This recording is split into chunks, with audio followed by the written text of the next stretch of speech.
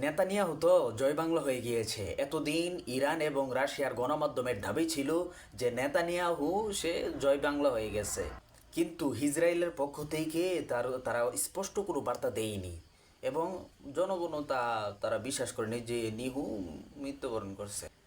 হঠাৎ করেই নিহু চাচা সে একটা ভিডিও বার্তা দিল এবং বিশ্ববাসীকে বোঝাতে চাইছে যে সে জীবিত আছে, কিন্তু কার্চো ভিতরে ভাই ধরা পড়ে গেছে। নিহু চাচা যে বার্তাটা দিয়েছে এই বার্তাটা হচ্ছে এআই ভিডিও।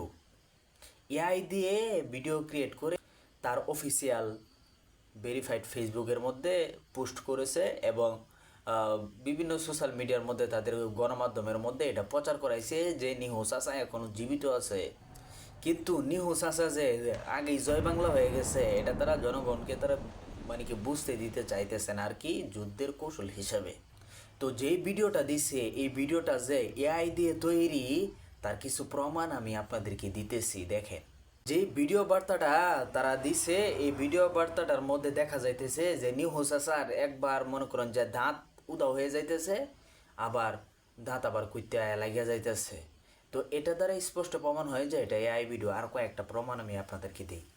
নেতানিয়াহু চাচা সে যেভাবে মনে করেন যে হাত লড়াইয়া মনে করেন যে বক্তব্য দেয়, তো এখানেও সে হাত লাড়িয়ে বক্তব্য দিচ্ছিল।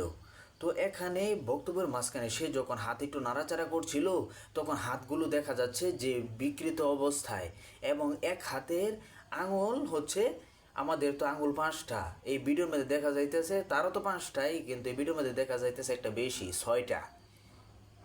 তো এই ভিডিওটা যে এআই দিয়ে তৈরি এর আরেকটি প্রমাণ হচ্ছে যে সে একটা আংটি সবসময় সে ব্যবহার করত, আর এই বক্তব্যের মধ্যে তার সেই আংটিটি দেখা যায়নি।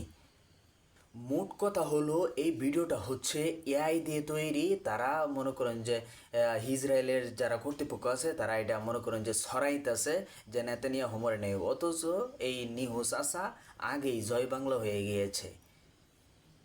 তো এই নিহু চাচার মৃত্যুতে যারা খুশি হয়েছেন তারা এখনই বলেন আলহামদুলিল্লাহ, এবং আমার এই চ্যানেলটাকে সাবস্ক্রাইব করে যাবেন। আর যদি ফেসবুক থেকে দেখে থাকেন তাহলে আমাকে ফলো করে যাবেন। ধন্যবাদ। আজকে ভিডিও এই পর্যন্তই।